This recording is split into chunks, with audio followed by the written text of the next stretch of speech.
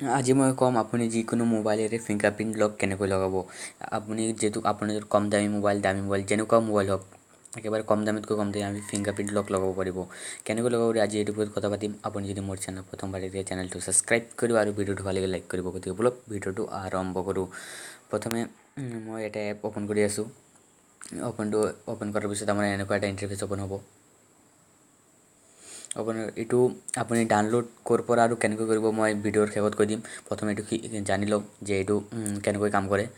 এনেকুৱা অ'পন হ'ব, আপুনি এলাউ কৰি দিব। এলাউ কৰি দিয়াৰ পিছত আকৌ এলাউ কৰি দিব। এলাউ কৰাৰ পিছত ইয়াত দিয়া আছে ছেট এ আনলক পেটাৰ্ণ। আপুনি যিকোনো এটা পেটাৰ্ণ দি দিব ইয়াত। মই দি দিছোঁ এইটো পেটাৰ্ণ। আকৌ দিব লাগিব।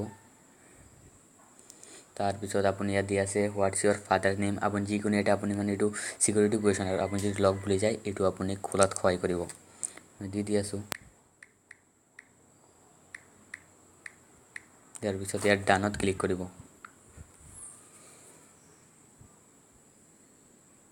ডানত ক্লিক কৰাৰ পিছত আপোনাৰ কোনটো এপ আপুনি লক কৰিব বিচাৰে সেইটো লক কৰি দিব। মই এইবিলাক খালি ইছ্যু বাজেটটো লক ৰাখিছোঁ আৰু বাকীবিলাক ৰখা নাই।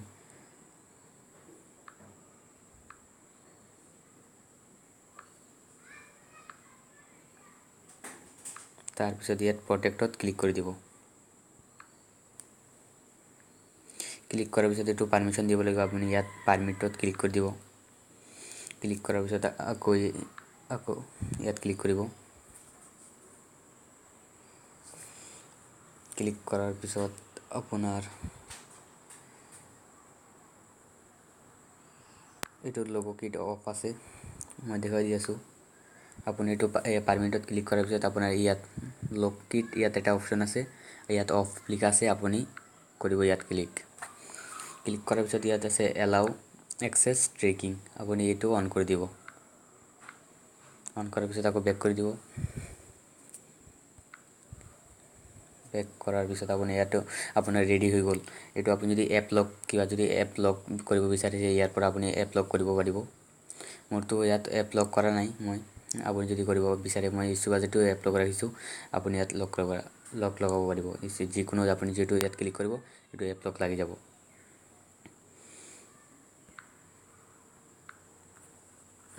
তাৰপিছত আপুনি যদি ফিংগাৰপ্ৰিণ্ট লগাব বিচাৰে তেনেহ'লে আপুনি ক্লিক কৰিব ইয়াত মোৰ এটা অপশ্যন আছে দেখি পাইছে, এই মোৰত ক্লিক কৰিব। মোৰত ক্লিক কৰাৰ পিছত কৰিব এই ছেকেণ্ডটোত ক্লিক। তাৰপিছত ইয়াত দেখা পাইছে ফিংগাৰপ্ৰিণ্ট, কৰিব ইয়াত ক্লিক কৰাৰ পিছত ইয়াত লিখা আছে please double tap and then hold.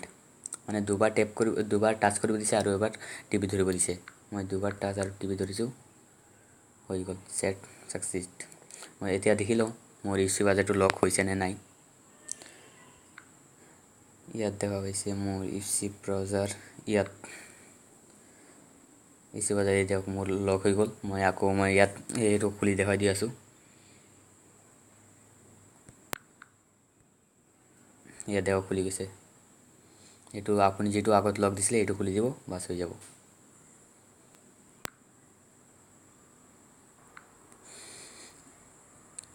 এনেকুৱা কৰি আপুনি ফিংগাৰপ্ৰিণ্ট লক লগাব পাৰিব। মোৰ যদি ভিডিঅ'টো চাই ভাল লাগিছে তেনেহ'লে চেনেলটো ছাবস্ক্ৰাইব কৰিব আৰু ভিডিঅ'টো ভাল লাগিলে লাইক কৰিব আৰু আপোনাৰ বন্ধুসকলৰ সৈতে ভিডিঅ'টো শ্বেয়াৰ কৰি দিব। আজিৰ কাৰণে ইমানেই বন্ধুসকল, লগ পাম আৰু এটা নতুন ভিডিঅ'ত। আৰু কৈ থাকক জয় আই অসম।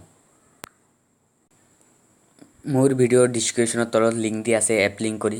এই এপ লিংকত ক্লিক কৰি আপুনি এই এপটো ইনষ্টল কৰিব পাৰিব।